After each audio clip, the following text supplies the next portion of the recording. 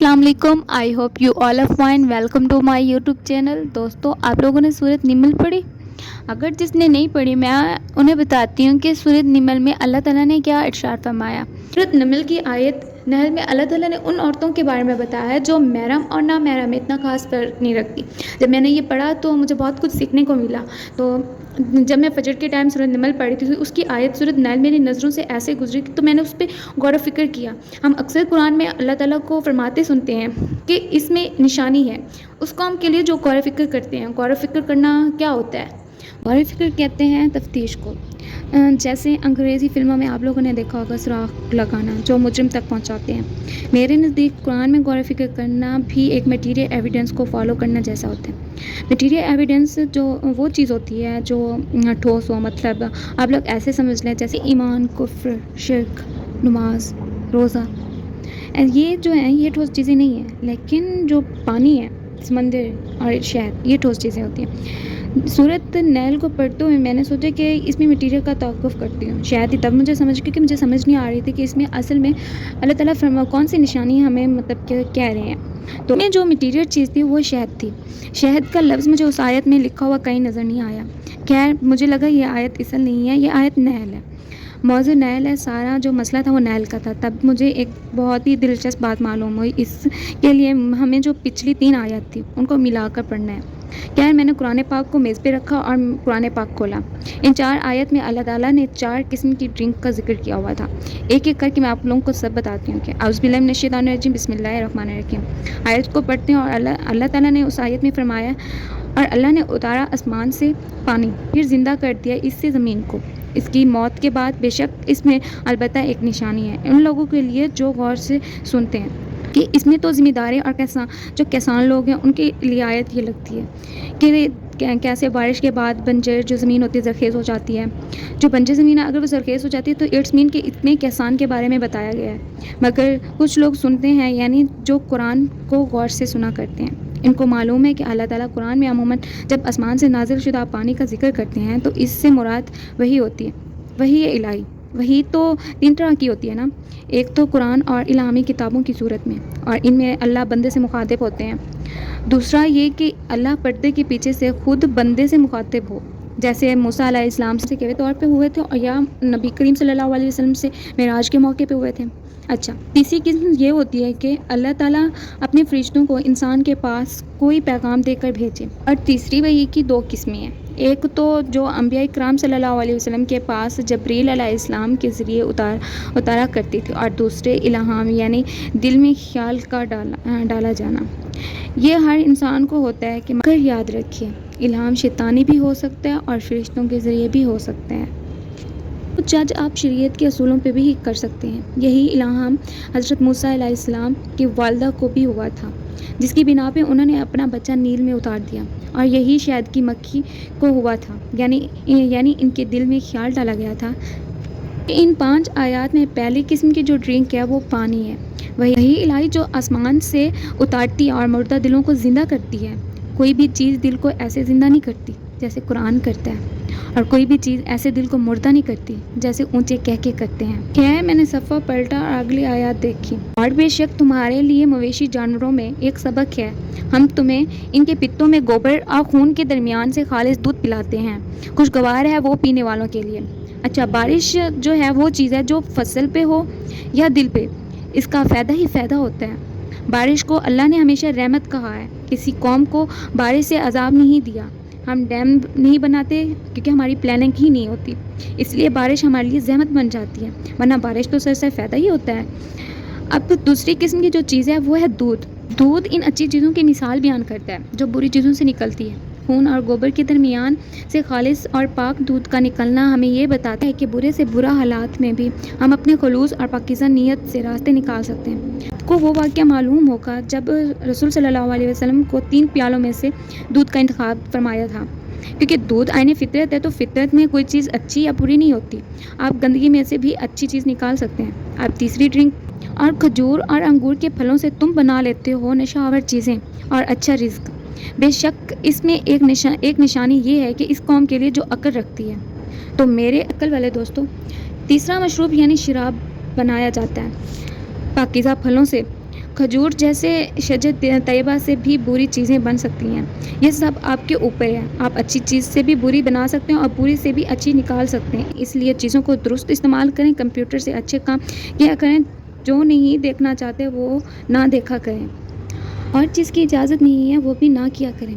आपको आपके पेरेंट्स ने नामहरम से रिश्ता बनाना मना किया है तो आप वो मत करें। अगर आप ऐसा कर रहे हैं तो आप अपने पेरेंट्स से खियानत कर रहे हैं। आप इनको कन्विंस करें, ना कि आप छुप के करें। छुप कर मत करें, ये गलत है। फिर अगली आयत की तरफ मुतवज्जा होते हैं, और वही कि तुम्हारे रब ने शहद की मक्खी की तरफ के बना लिए अपने घर पहाड़ों पे और दरख्तों में, और इसमें जो वो चढ़ाते हैं ऊंची छतें। फिर कहा हर किस्म के फलों में से। फिर चलती रहा अपने रब के आसान रास्तों पे। निकलता है इन शहद की मक्खियों के पेटों से शरबत, मुख्तलिफ है रंग इसके, शफा है इनमें लोगों के लिए, अलबत्ता यकीनन इसमें एक निशानी है इन लोगों के लिए जो गौर फ़िक्र करते हैं। बज़ाहिर ये एक बहुत सादा सी आयत है।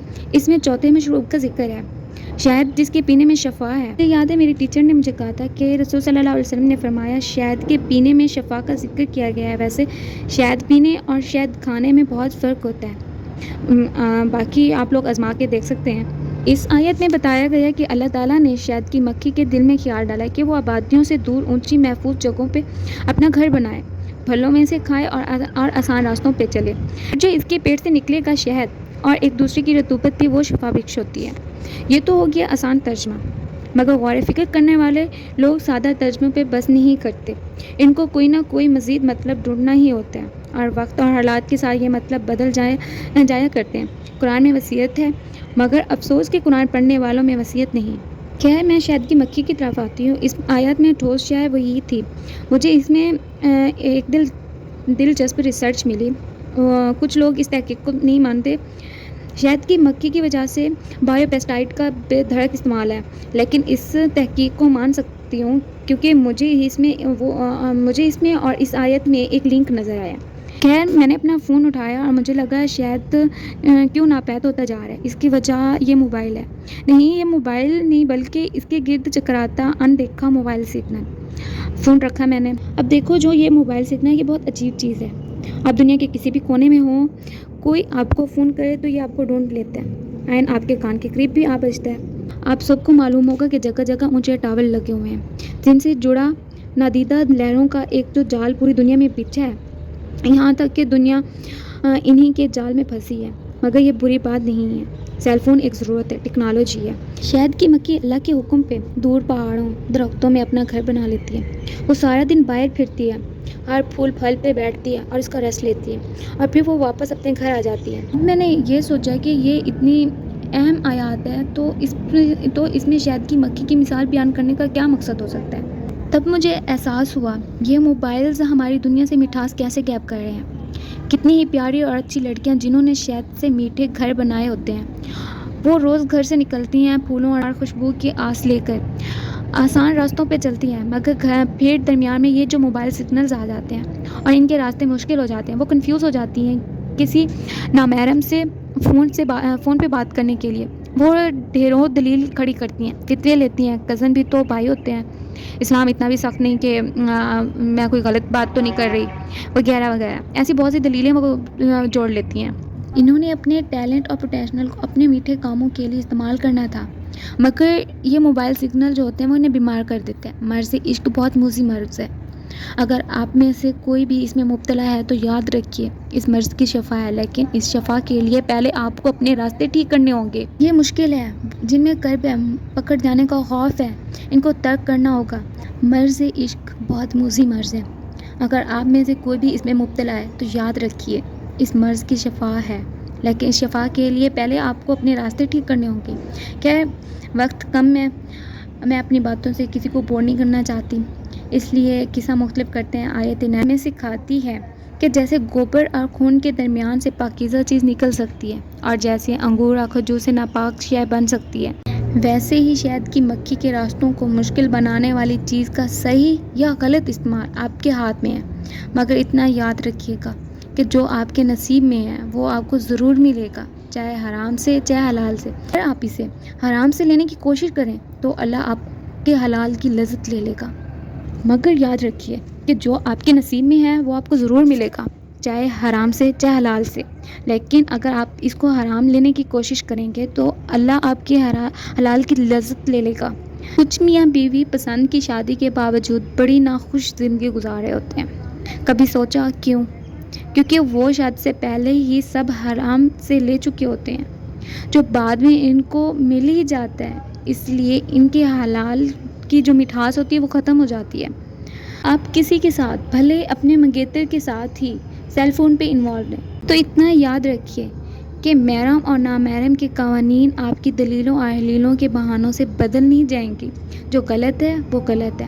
آپ جتنا حرام لیں گے اتنا ہی اپنا حلال کھوتے جائیں گے۔ یہ برعکس آپ حرام چھوڑ دیں، جس چیز سے منع کیا جا رہا ہے اس کو اللہ کے لیے ترک کر دیں، تو اللہ وہی چیز کچھ ہی عرصے میں آپ کو حلال بنا کر دے گا۔ میں نہیں کہہ رہی یہ سب کچھ، یہ امام بن قیم نے 700 برس پہلے کہا تھا۔ جانتے ہیں اللہ کسی کا کچھ نہیں رکھتا، وہ بہت غیرت والا ہے۔ آپ جو بھی اس کی راہ میں صدقہ کریں یا قربانی، تو وہ اس کو کئی گنا برکت دے کر آپ کو لٹاتا ہے۔ دوستو حرام کو چھوڑ دیں، حرام کو چھوڑ دیں اس یقین کے ساتھ کہ اللہ اس کو حلال بنا کر آپ کو لٹا دے گا۔ اگر کوئی بچی ایسے ہی شہد کی مکھی کی طرح اپنا راستہ بھٹک گئی ہے تو پلیز میں ان کو یہ کہتی ہوں کہ سورہ یاسین پڑھیں، جتنا ہو سکے سورہ یاسین پڑھیں، درود شریف پڑھیں۔ گھر سے نکلنے سے پہلے آپ ایک دفعہ ہی درود شریف پڑھ لیں، آیت کرسی پڑھنے سے آپ لوگوں کو شیطانی راستے سے نجات ملے گی۔ دنیاوی سکون کے لیے اپنے آخرت کا سکون مت خراب کیجیے، اپنے اس رشتے کو، اپنے اس شیطانی راستے کو پلیز اللہ کے لیے ترک کر دیں۔ میری دعا ہے کہ آپ لوگ ہمیشہ جہاں بھی رہیں خوش رہیں، مجھے اپنی دعا میں یاد رکھیے گا۔ اگر آپ کو یہ ویڈیو اچھی لگی ہے تو please like, subscribe and share. Thank you and اللہ حافظ۔